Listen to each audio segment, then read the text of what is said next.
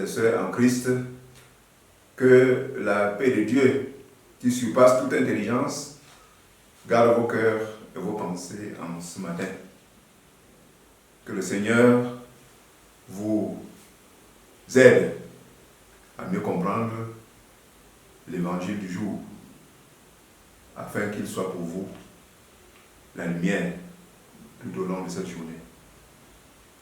Prions d'abord le Seigneur. Seigneur Dieu Tout-Puissant, nous te bénissons, nous t'exaltons parce que dans ta grâce, tu nous donnes encore une autre occasion de nous retrouver autour de ta parole. Ta parole est vivante et efficace, plus tranchante qu'une épée tranchante à double tranchant. Que cette parole nous transperce, que cette parole nous recrée à l'image de Jésus-Christ, afin que nous puissions être dans ce monde des instruments entre tes mains pour étendre ton règne autour de nous. Afin que, à partir de nous, l'évangile puisse atteindre le maximum de personnes. Seigneur, écoute notre prière et exauce-nous au nom de Jésus-Christ notre Seigneur. Amen. L'évangile de ce jour se trouve dans Matthieu chapitre 28, versets 16 à 20. Matthieu 28, versets 16 à 20.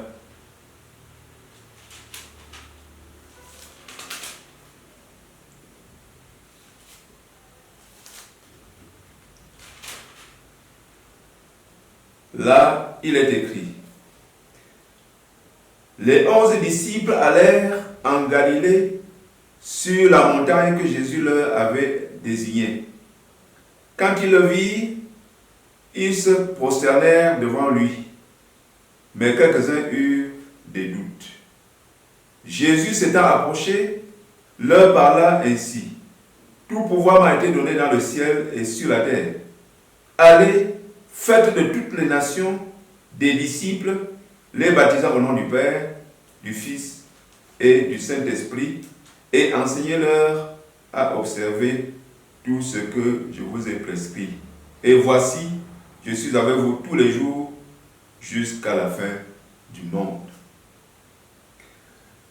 Bien-aimés en Jésus-Christ, notre Sauveur vient de ressusciter après 3 jours passés dans le tombeau.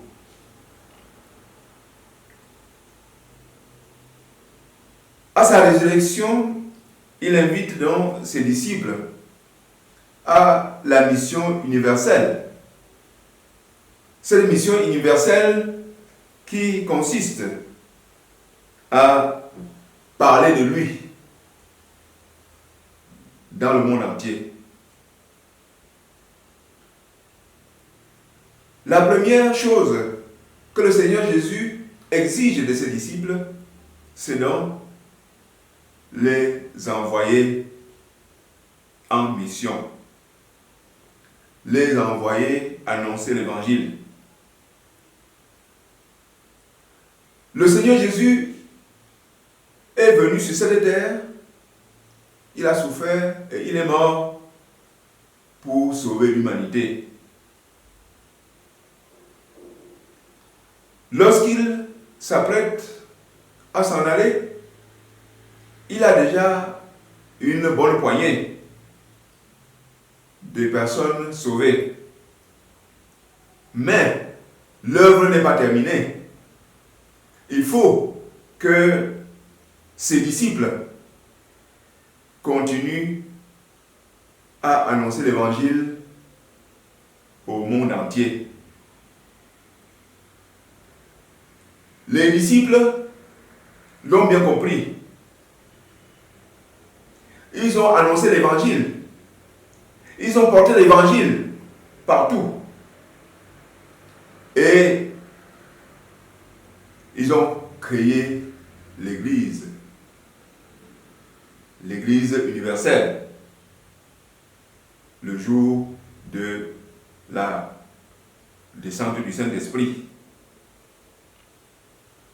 Cette église qu'ils ont créée doit continuer l'œuvre, car il faut que l'œuvre avance, il faut que l'œuvre progresse jusqu'à la prochaine venue de notre Seigneur Jésus-Christ. Car le Seigneur viendra à la fin des temps pour donner, pour que ce monde puisse s'arrêter, afin que le nouveau monde, afin que le règne de Dieu puisse s'installer définitivement. Il faut donc que l'Église universelle, l'Église qui remplace les disciples de Jésus-Christ, puisse continuer l'œuvre d'évangélisation.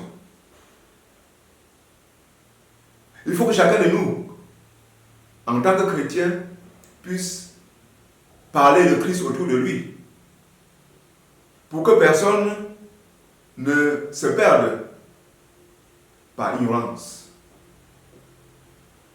L'œuvre d'évangélisation est donc destinée à tous les hommes, à tous les chrétiens, hommes et femmes, d'où qu'ils se trouvent.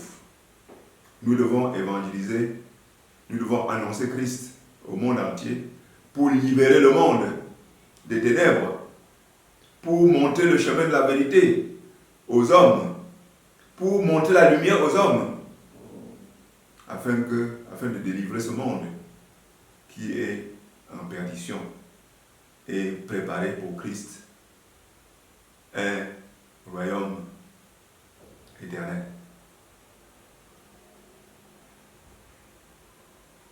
Écoutez, frères et sœurs, cette parole, gardez-la et ne l'oubliez pas. Au nom de Jésus-Christ. Amen.